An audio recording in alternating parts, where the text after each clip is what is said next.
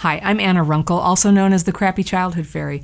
In this video, which is another in my series on resilience for people with childhood PTSD, I want to talk about another strength that can transform us from the traumatized state to a healed state, and that is the strength of showing up. It's super common for those of us who grew up with abuse and neglect when we were small to feel, as adults, that we're on the outside somehow. We feel like we're on the outside of groups, kind of part in and part out, but never truly included. Or we start as a full participant, but we pull away over time. We uninclude ourselves. And the telltale sign that this could be a personal choice, even when it doesn't feel like it, is that we're almost always at about the same distance from the center. Like in my case, I used to always like to settle about 80% out from the center. And if I got motivated and moved toward the center of the group, maybe took on a more active role, got involved, sooner or later, usually sooner, I was highly likely to find some reason to bounce out of the group altogether. Being part of something was, and in some areas of my life still is, really uncomfortable for me. Do you have that? I used to think it was just one episode of bad luck after another. Oh dear, I guess I joined the wrong group. And I never saw that it was a consistent pattern for me until I had a lot of healing from dysregulation and started to have some clarity. And it makes sense that being in a group when you have the sensitivities of childhood PTSD, it can be too much. And dealing with a lot of people, it can be like an assault on your senses. It gets really emotional. It's like high school that never ends. And childhood PTSD is not the same thing as introversion, but I suspect there are similarities in that being social with people can take more energy than it gives because we're just working so hard to deal. So it's natural that we'd gravitate to groups, but toward the outer edges. It's a little more manageable. We can be around people and be social a little bit, but just keep one foot out the door in case we need to get the heck out of there. And avoiding full participation like this would be fantastic if it worked long term, but the problem is that peripheral relationships to groups make it really hard to develop social skills.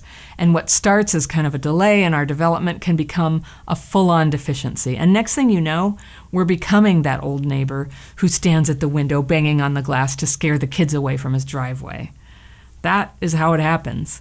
And when we're not connecting and risking ourselves or having the normal ups and downs of being in friendships and groups, we not only don't get included anymore, but we can start to get hard to include, if you know what I mean. And what that is, and this will sound harsh, but we get self-centered.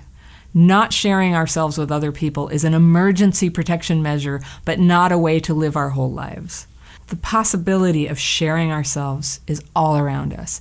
And whether it's you're bringing a dish to a potluck dinner, which I think in the UK is called a porridge party, or if you decide to join a choir or take a parenting class, or you invite friends out for a hike, when we show up for people in our lives, we grow less fragile and more flexible and more connected and more included.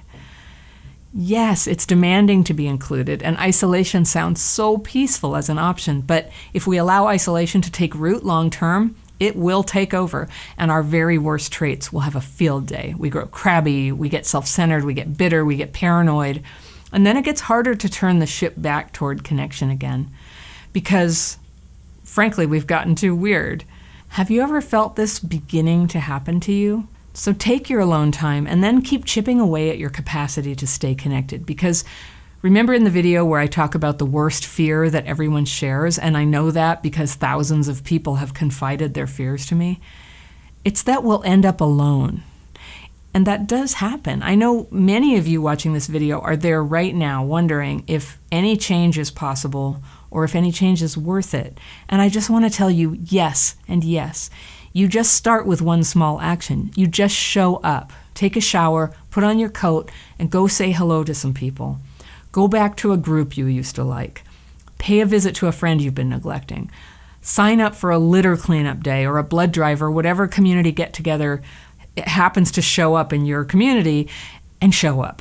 If you do one thing like this every other day, in a couple of weeks, you'll find yourself included again. Now, the need to be included is not just a weakness, it's primal. We are born into community, and as much as we want to escape it sometimes and be independent, we never can be. It's not possible. And evolutionary biologists will tell you it's a survival strategy, so you have warmth and food and protection from predators and so on, but It's not just physical. Inclusion is just as important for the growth and development of your being, of your spirit. Because without inclusion in human relationships, the blossoming of your whole real self is arrested. It can't fully happen.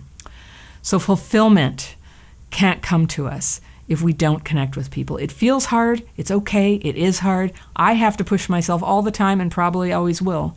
In my own case, I noticed that a lot of my isolating tendencies had a certain poisonous thought tucked inside of them, and the best way I can describe that is, I just want to be excused.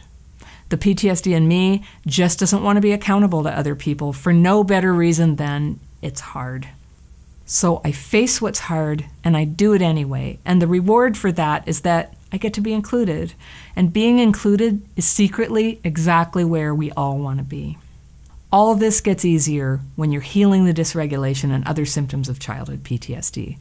If you're ready to take a big step in that direction, you can register for my most popular online course, Healing Childhood PTSD. There's a link in the description section below. And I have more courses too, and you might want to check those out.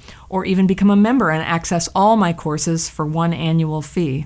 I've got special videos, including longer versions of the videos in this Resilience series, where I go into more detail about both the experience of obstacles and challenges with childhood PTSD and what to do to overcome them.